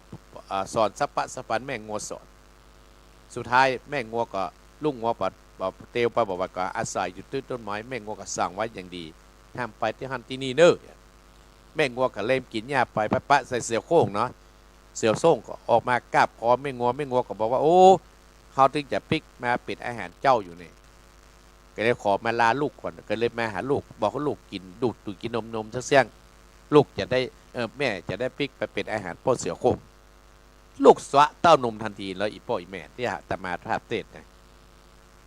แม่ยุดก่อนลูกจะไปขอตายทดแทนก้านนมแม่ขนาดสัตว์เดรัจฉานสถานที่ยนลูกงัวก็อื่นกระลึบไปหาที่เสือก็เสือมาให้กินแม่งัวกับความเป็นห่วงแน่ๆสถานญาติโยมลูกจะดีจะหายลูกจะเป็นคนดีคนหายแม่เป็นห่วงแม่ฮักมดสถานญาติโยมโตยไปสุดท้ายเสือก็ได้ฟังแม่งัวไหวอันลูกงัวอู้ยี่ก็เลยปล่อยเขาพ้นจากอันตรายมาเนี่ยตกน้ำอะไรตกไฟมาถ้าผายมีความกตัญญูต่อพ่อต่อแม่และสถานญาติโยมตกน้ำอะไรตกไฟมาไม่ถ้าผายมีความกตัญญูต่อครูบาอาจารย์ที่เอามาบวชเอามาเสี่ยมเอามาสอนได้สุขสบายกระตกน้ำอะไรตกไฟมาไม่สถานญาติโยมถ้าผายเรือกรรมครูบาอาจารย์เรือกรรมพ่อกับแม่เนี่ยสถานญาติโยมเนี่ยการอันยังก็ยากจะเจริญและก็จะมีโรคภัยมาเบียดเบียนอีพ่ออีแม่เนาะ เอาโยมเฟื่องฟ้าแม่อมก๋อยอนุโมทนาเข้ามาอันนี้ว่าลูกประเสริฐหูกูลตั้นทั้งหลาย2ลูกทวงบุญคุณพ่อแม่3ลูกบุญทวงบุญพ่อแม่ข้อที่3ลูกสถาเกิดมาแล้วสถาอยากจะช่วยพ่อช่วยแม่เหมือนข้อที่ตะกี้นะ แต่ว่าเขากับสตางค์คือน้องปนเตือนได้ก็คือน้องครวงบุญคุณพ่อแม่อย่างนั้นนะอีพ่ออีแม่จะมีดีสักอย่างเนี่ยด่าพ่อด่าแม่อีพ่ออีแม่มีดีสักอย่างอะเกิดหามาตะอันนงนี้เป็นของห้ามดงัวก็เป็นห้าควายก็เป็นห้าตีบ้านก็เป็นห้าให้อะ แต่คุณสถาจะบรรทุกใจภายก็สุมแม่อาภัยเนอะแต่คุณนะอย่าทวงบุญคุณพ่อแม่อย่างนั้นนะบางทีคนอื่นเนี่ยโอ้สถาญาติโยมดาให้กินอย่างดียกยอปอป้านเปิ่นเนี่ยสถาญาติโยมอาตมาภาพนึกถึงอีพ่อนึกถึงอีแม่ขนาดประเด็นนะนึกถึงพ่อเก็บนึกถึงพ่อแต่แม่แต่นะเขาได้เป็นใหญ่เป็นโตกับใครคือขาฮ้อนเขาแป่งวัดแป่งไว้นะก็ด้วยความเมตตาจากอีพ่ออีแม่สถาต้านผู้ฟังอาตมาภาพเนี่ยลูกทวงบุญคุณพ่อแม่อยู่ในกระทวงกับบุญคุณพ่อแม่จุดพ่อแม่ไต่ยอดไต่หยาดสถาญาติโยมบางคนซ้ำไปใหญ่สถาญาติโยมพ่อแม่สร้างให้สร้างนาการประเกตสร้างสวนลมใหญ่ไว้พ่อแม่ขายเพิ่นก็นึกว่าจะแบ่งให้อีพ่ออีแม่อย่างโอ้เอาไปให้หมดละคือพ่อแม่เป็นย่อมเป็นแย่สถาญาติโยมอันนี้แหละสถาญาติโยมว่าลูกทวงบุญคุณพ่อลูกทวงบุญคุณแม่มันนึกเอาว่าพ่อแม่น่ะเลี้ยงตั้งแต่น้อยมาส่งห้ำส่งเฮียนซักเสื้อซักผ้าฮื้อเขาได้ทำอย่างไว้พ่องนึกเอาเนอะสถาญาติโยมเนาะข้อที่4ลูกเห็นแก่สมบัติดอกข้อที่4ลูกเห็นแก่สมบัติโอ้หันก้าสมบัติพ่อสมบัติแม่บ่เคยมาหาปกครองได้ยินข่าวพ่อแม่มีสมบัติแล้วพ่อมาเอาหมดขูนไปให้ลูกให้เมียหมดสถาญาติโยมเปิ้นมีให้นากาบาเขตเนี่ยโอ้จุพ่อจุแม่ขายจุพ่อจุแม่ขายสถาญาติโยมคนตะกอนนี่นะสถาญาติโยมเปิ้นเชื่อพญาเจ้าเมืองละเชื่อเรื่องกรรมเรื่องเวรละก็มีผู้เศรษฐีนะมีลูกพ่อใจ4คนสถาญาติโยมมีลูกพ่อใจ4คนน่ะแม่เศรษฐีตายไปพ่อเศรษฐีก็เป็นเศร้าเป็นซ้อยสถาตะกอนเปิ้นผู้กีมหรอกถึงนี้กับลูกไปเอาลูกเอาเมียมาแปลงบ้านอยู่ใกล้กันเมียก็บอกว่าไปเฮ้ยพ่อจุสุยพ่อขายบ้านปะล่ะขายตีบ้านเอาเงินที่นายฟังนามาแบ่งกันปะบอกว่าอีพ่อมาขอยู่ก็ไผ่ก็อยู่ลูกมีถึง4คนลูกยิงมี4คนก่อนเนี่ยจุพ่อจุแม่ว่าโอ้ลูกพ่อใจกับพ่อจุพ่อจุแม่มาท้ายที่สุดก็เปิ้นขายแต่แบ่งเงินแบ่งทองให้หมดสตาญาติโยมอันดับแรกก็เพิ่งกลับไปอยู่กับโลกคนเก่าโอ้อยู่เมื่อเหมือนนั่นก็หนีไปอยู่คนที่2หนีไปอยู่คนที่3หนีไปอยู่คนที่4หนีไปอยู่คนที่4ประจ้างไม่มีที่อยู่ละสตาญาติโยมแต่ก่อนเพิ่นห้องพ่อเลี้ยงประเดี๋ยวนี้พ่อเลี้ยงมีละก็เลยนึกถึงไปเปิ้งพระพุทธเจ้าก็เลยสอนวันนั้นสถาญาติโยมก็พญาเจ้าเมืองเพิ่นมาตรวจราชการหรอกลูกเพิ่นไปหาลูกเพิ่นอยู่สบายสถาญาติโยมหน้าสะม้อยอยู่ทั้งหน้าครับโอ้สถาเมื่อลูกเคยลูกยิงหันโอ้หันว่าพ่อมากวดมาฟ้องพญาเจ้าเพิ่นเชื่อพญาเจ้าเมืองแล้วแต่ก่อนฟังมากับบ่พญาเจ้าเมืองหันย่างกระสอบถามเอาได้เรื่องอะไรก็จะฆ่าลูกพ่อใจเปิดฆ่าลูกไม่ยิงกันพ่อสิทธิกันเลยบอกว่าโอ้เขาขอชีวิตไว้เตอะเนี่ยสถาญาติโยมลูกจะตายพ่อก็ยังเป็นห่วงขอชีวิตลูกไว้ต่อหน้าพญาเจ้าเมืองพญาเจ้าเมืองก็เลยสั่งให้บัดต่อไปนี้ต้องเลี้ยงพ่อเลี้ยงแม่ให้ดีนะห้ามป่วยลิ้นป่วยทางอย่างนี้นะเขาตั้งหลายก็เลี้ยงพ่อเลี้ยงแม่จนเสี่ยงอายุข่อยก็ได้ไปเกิดตามที่ในธรรมมันบอกไว้สถาญาติโยมอันเนี้ยว่าลูกเห็นแก่สมบัติลูกตัดใส่6บาขาดสถาญาติโยมอันนี้อยู่ในกึเติงหาพ่อหาแม่เนอะ บอกว่าเจ็บเป็นเย็นอุ่นโอ้ไปปิกไปเจ้าไปเย็นดูแลพ่อดูแลแม่ผิวพรรณวันนะพ่อวันนะแม่ก็ดีเป่งตึงขึ้นมาหน้ามดตาใสโอ้ก็เป็นที่อวดที่ห้าง ของคนตั้งหลายเป็นที่อวดที่อ้างของคนตั้งหลายเปิ้นก็เล่ากันสดโอ้ลุงทัดนะพี่อนุโมทนาที่ฮับก็อีหลุยเนอปอเนอร์ปอทัดแม่วาสนาโอ้กันเปิ้นก็อวดกะอ้างเล่ากันสดว่าโอ้ลูกคนนี้ดีลูกคนนี้ตัดสาย6 บาขาดสถาญาติโยมก็เป็นชื่อเป็นเสียงได้เป็นใหญ่เป็นโตที่ได้มาบุญนั่นก็กำขึ้นไปเรื่อยๆสถาญาติโยมกำก็เจ็บเป็นยังบ่เป็นสักอย่างไปมาบอกบุญบอกกุศลไปหมดสถาญาติโยมอันนี้มันเป็นบุญเป็นกุศลอันนี้บอกว่าพระคุณของพ่อของแม่โดยเจ้าภาพก็ยมสมพรรัตนางบ้านป่าเมือดสันทรายทำบุญครอบรอบปีเกิดตานให้กับพ่อเกิดแม่เกิดเจ้ากรรมและในเวรก็ขอให้โยมสมพรรัตนางฮะเพื่อมีกินมีใจมีลูกเพื่ออยู่ถ้อยฟังกรรมมีผิวพรรณวันนะเพื่ออายุสัก100 สาวอย่าได้เจ็บแข้งแต่เจ็บขาไปทางเหนือก็คือปลอดภัยไปทางใต้ก็คือปลอดภัยคือหุ่มเพราะว่าเป็นคนหุ่มกินหุ่มตาลแต่ว่าหันไปปุ่นทางดอยสะเก็ดปวดสตาญาติโยมเพิ่นไปเลี้ยงพระเข้ากลับเข้าลูกขมูลเข้าโสสานกรรมอนุโมทนากับโยมพร้อมกับเพื่อนๆที่กินได้ทานเมื่ออาตมาภาพทานพระธาตุแกก็มาก็ขออนุโมทนากับโยมอาตมาภาพทานโตโยมสมพรกัตตานก็ขอให้มีกินมีใจโดยตลอดอันนี้อาตมาภาพได้ได้จากกับสถาญาติโยม5:35และสถาญาติโยมในกรรมอาตมาภาพก็จะได้ล่ำลาสถาญาติโยมเพราะว่าแต่วันนี้เป็นวันพระวันศีลกับสถากำลังเริ่มมาวัดมาวาอยู่เป็นวันเดือน4 แห่ง 8 ครับสถาญาติโยมภัยจะโทรก็โทรเนอะ082-885-7225เอาโทรเต็มที่ตะกี้ก็โทรมาเนาะเอาตะกี้แม่ไรโทรมาแล้วแม่นิดก็โทรมาแล้วเอาภัยจะโทรก็โทรเนี่ยนิดเปิดโอกาสให้โทรแล้วนะแม่นิดเวียงเป้าก็โทรมาหลายกิ๊บมันอยู่เวียงสถาญาติโยมไปฟังอยู่ที่ไหนเอิ้นมาเนอะดักปิ้งสถาญาติโยมดักปิ้งโอ้วิทยุมันให้ดับกันเลยดักปิ้งเนาะเอาโทรมาตั้งว่าจะได้35วันนี้จะออกก่อน10 นาทีก่อนอนุโมทนาโยมเฟื่องฟ้าก๋อยพ่อสุทัศน์พิวงแม่วาสนาอนุโมทนาสาธุพี่น้องนั่นหรือภายที่ไหนฟังตังใดเอาโทรมานะ082-885-7225โทรมาถ้าปะโทรก็จะอู้ต่อนะเวลาถ้าปะโทรมาก็จะเล่านิทานต่อแล้วเนอะ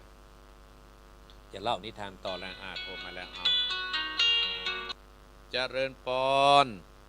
ช่วยจัดเจ้าทานพระครูแม่บัวลอยบ้านทุกก็ตำบลตะก้ออำเภอแม่ตื่นเจ้าโอ้แม่บัวลอยแนวก็บ้านหนาวอยู่เจ้าเชียงรายสุกก็ท่านพระครูว่าวันอาทิตย์หน้าบ่ได้มาแม่ก็งงเนาะแม่ก็เจาะโอ้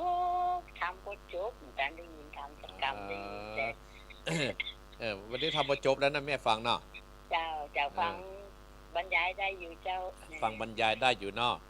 เจ้าแม่ไปตังได้วันนี้โอ้ถูกมากก็อีเมนเป็นกันทักเส้นเลยก็คือแม่ไปไหนได้อยู่กับบ้านนะเจ้ามีความสุขนะแม่เนออดเอาเนอจะเริญปอนนะแม่เนอคำสอนเจ้าจะเริญปอนแม่บัวรอยเจริญปอนเจริญปอนครับไปสักครับท่านพ่อบุญธรรมครับผมแนวก็พี่น้องนี่โอ้หนาวหลายวันมาเนอะอย่างเดียวกันเนอรักษาสุขภาพเนอครับท่านรักษาสุขภาพนะครับข้าวหลายๆจ้าบุญรักษาเนอปอเนอครับผมไว้สักครับจะเริญปอนพ่อบุญธรรมเจริญปอนไว้สักการเจ้าอันโยแม่เรือนเจ้าอากาศเป็นจะได้หนาวแล้วเจ้าบุญรักษาเนอแม่เรือนเนอเราทุกการวันปีใหม่เนอเจริญปอนนะแม่เนอสุขภาพแข็งแรง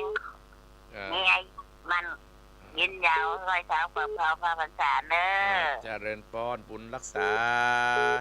สายต่อไปเจริญพร เจ้าว่าสาเจ้าท่าน แม่หลวงปัน เจ้าว่าสาเจ้า อนุโมทนาปะดังได้วันนี้ ตาโชค อยู่บ้าน ถ้าโชคอยู่บ้านเนาะ เจ้าถ้าย้ายมาอยู่ละแมวแล้วท่าน โอ้เราแมวมีตังได้ ไล่ปิงเนี่ย เลยสะพานมาตรงกัดแรงข้ามใกล้ถึงกัดแรงละแมวน้อยเจ้า อ๋อย้ายมาเมืองแล้วกะ เจ้าค่ะทำบุญบ้านเมื่อวันที่ 4 อาทิตย์ที่แล้วในเจ้า บ่ได้ไปกินลาบสักกามได้ มาถึงท่านสักกรรมมันหลายองค์หลายตุน เป็นหยังเอิ้นอีกก็ดีละเน้อ เจ้าพอนว่าอย่าไปแอวหาเด้อ เจริญพรเน้อ เจ้าบะละบะลืมนะว่าสาเจ้า เจริญพรแม่หลวงปานเพิ่นย้ายไปอยู่เหล่าแมวแล้วหั่นเจริญพร ว่าสาเจ้า แม่ กำลั ยาง ง ตื่นเจ้า แม่ยาง แม่มานาการเจ้า แม่มาอยู่ที่ไหน บ้านนาการอำเภอลีจังหวัดลำพูน โอ้หน้ากานนี่กะ เจ้าเคยมาก่อนเจ้า บ่เคยไปน่ะลีได้แม่ จ้า แม่ฟังตลอดกาเนี่ยแม่มา ความตลอดทุกเจ้าเลยเจ้า แม่กำลังโทรมาครั้งแรกกันเนี่ยอาตมาก็ได้ยินนี่ เจ้ากำลังดูมา ฟังแล้วเป็นจะได้อีกแม่ ก็ฟังแล้วดูติดใจ อืมแม่อายุเท่าใดอ่ะ อายุ67เจ้า อ๋อ67อาตมาฟังอาตมาเนี่ยวันติดทุกวันติดนะแม่เน้อ เจ้า แม่มาเน้อ จ้าก็เดี๋ยวไปใส่บาตรอยู่ เจริญพรนะแม่เน้อ จ้า เจริญพรแม่มาลีสถา0828857225 อาศัยต่อไปเจริญพร ไปจ้าเจ้า แม่ กัดนัดเจ้า แม่น้อยว่าจะได้กัดนัด เจ้า วันที่แล้วผมได้คุณพรเนาะ วันติดแล้วก็พุ่นไปก่อนหน้าแต่มาก็ไม่ได้ไปแต่มามีการ เจ้ายายขอให้พรทานมีสุขภาพแข็งแรงอยู่กับสู่ศาสนาไปเหมือนเว่าเจ้าไหวจ้าเจ้า ขอบคุณขอพรนิดย้อนไปหาแม่น้อยเนอบุญรักษาเจริญพรสายต่อไปเจริญพร สาธุเจ้า แม่อยู่ไหน แม่ศรีไลดาสเก็ต โอ้ เจ้า แม่ศรีวิไลขอแม่ศรีวิไลมีความสุขเนอแม่ศรีวิไล เจ้าสาธุเจ้า ฟังแนวก็ หนาวเจ้า อย่างเดียวกันเนี่ยอยู่ในห้องปิดหน้าต่างยังหนาวอยู่เนี่ย เจ้า บุญรักษาแม่เนอ เจ้า บุญรักษาแม่ศรีวิไลสายต่อไปเจริญพร สาธุเจ้า แม่ยัง แม่น้อง โอ้แม่น้อมตัดช้างแม่น้อมตัดช้างว่าจะได้โอ้มาแล้วเฮ้ยตัดช้าง เจ้าชัดเจนดีเจ้า ชัดเจนดีเนาะ เจ้า ขอให้บุญรักษาแม่น้อมเนอ เจ้า จะเลินปอน0828857225จะเลินปอนจะเลินปอน เจ้ากลับไว้สาเจ้าท่านพระครูแม่สุเกี้ยวมันศิลพรสิเตี้ยมันหงละปุนเนอได้ไหวพระกับท่านพระครูได้ฟังธรรมพระคุณของแม่กับท่านพระครูทั้งเมื่อแต่เจ้ามาแล้วเด้อเจ้า ท่านพระครูเจ้าชายใต้เขานี่แน่เพิ่นฟังกันจะกระทุกหลังคาเรือนเด้อเจ้าท่านพระครู บุญรักษา เจ้ากลับไว้สาเนอจัดตู้เจ้าท่านพระครูเจ้า เลินปอนแม่สุกแก้วสีเตี้ยเจริญปอน ขอสัจจะเจ้าพระครู แม่ยังสันกำแพงแม่พรสันกำแพงว่าจะได้ ยังน้อยนะชีอยู่ลูกอยู่ อยู่ในสรีอยู่ เจ้า บ่ไปวัดกะ ไปเจ็บแก้วอ่ะ บุญรักษาเนอ เจ้า บุญรักษาแม่พรสันกำแพงสายต่อไปเจริญปอนจะใจกระจายจะจบแล้วเนอก็ได้ จะ จ้ะ ไม่สาเจ้าท่านพ่อครู แม่หลวง สวัสดีปีใหม่ด้วยเจ้าโหสุขภาพแข็งแรงเด้อ โอ้โหเช่นเดียวกับแม่หลวงเนอหลวงแสฝน เจ้า วันนี้ไปทางใด วันนี้ว่าอย่าไปฉีดยาเจ้า โอ้โหรักษาสุขภาพเนอ เจ้า สำหรับครูกับรักษาสุขภาพเด้อ เช่นเดียวกัน เจ้ากล่าวไว้จ่าเจ้า จะเริญปอนไม่หลวงสายฝนหนองพระขาวจะเริญปอน0828857225 วันนี้โอ้สถาญาติโยมวันนี้ไปหลายที่เอาใครจะโทรก็โทรถ้าพอโทรอาตมาภาพก็จะปอนแล้วเนอะหนองพระขาวโอ้มาจัดหนักสถาปอนแล้วบอหรือว่ามีภัยแล้วนะเจ๊หลายหางดงเจ๊หลายหางดงฟังอยู่เนาะเจ๊หลายหางดงชมอยู่มามีภัยโทรก็จะปอยเอาบอกขันกรรม082-885-7225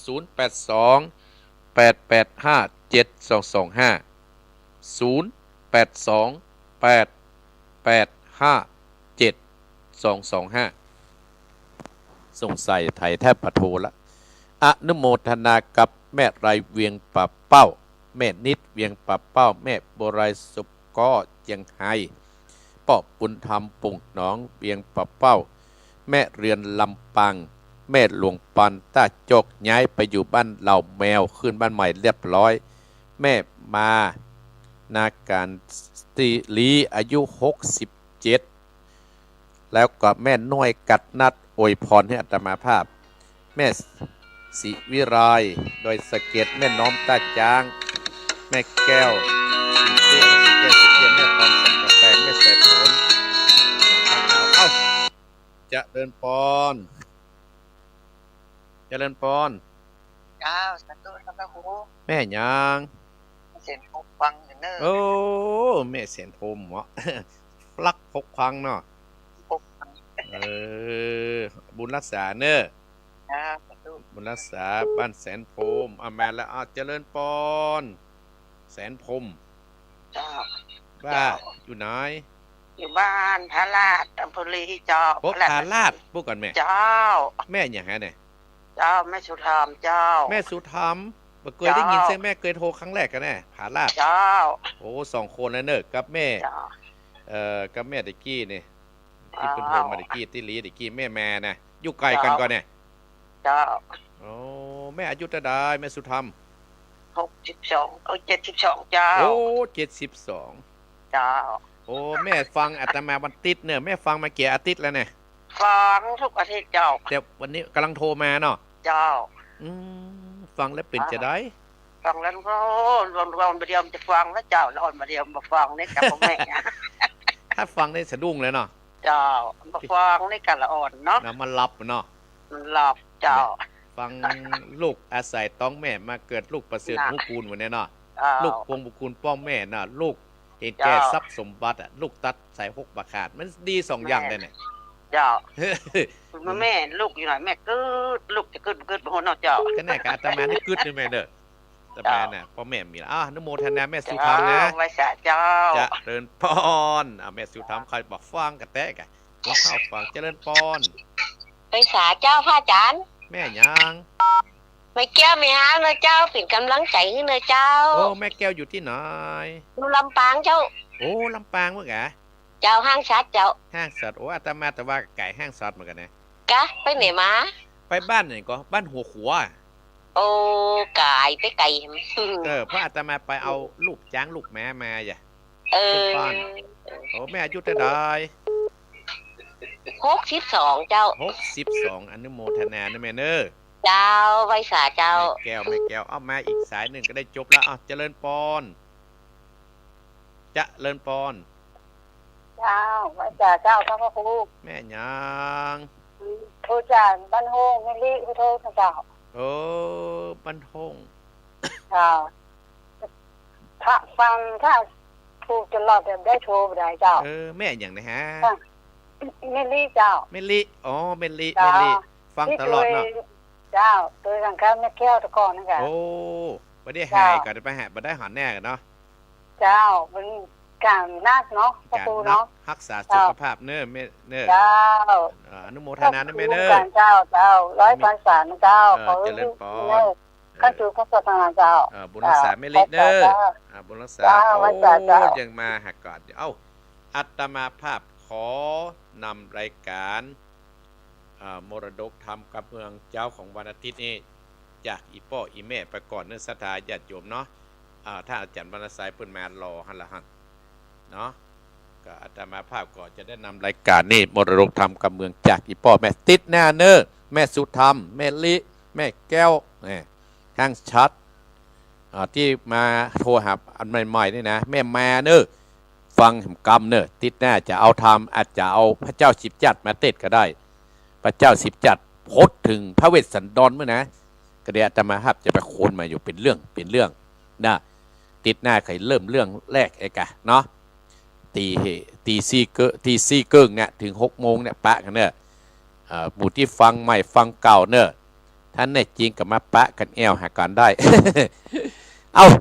บุญกุศลเอาโยมสมพรรัตนังไหว้ปอนเนอไหว้ปอนแล้วอาจารย์วรรณชัยต่อไม้อาตมาภาพแล้วนะโยมสมพรเอาตั้งอกตั้งใจครับปอนเนอตรวจน้ำเนอยะถาวติวหาปุราปฏิปุเรนติสาคารังเอวะเมวะอิโตทินังเปตานังอุปกปปติอิจิตังปัฏฐิตังตุมอังกิปะเมวัจมิจันตุสัพเพปุเรนตุสังกปปาจันโตปันนะดโสยถามะนิโสติดโสยถาจยสิทธิธนังราพังโสธีพระขยังสุขังปโนจะโพคังวุติจยสวาสตะปัญจจะชีวสิทธิภวันโตเตสปีติโยอิวัสสันตุสัพพะโดโควินัสสันตุมาเตวันตะกายโยสุขีติกายุโกภวะอภิวาทนาสีริสนิจังวุตตาปจายโนจัตตารโรธัมมาวัฏันติอายุวันโนสุขังพระลัง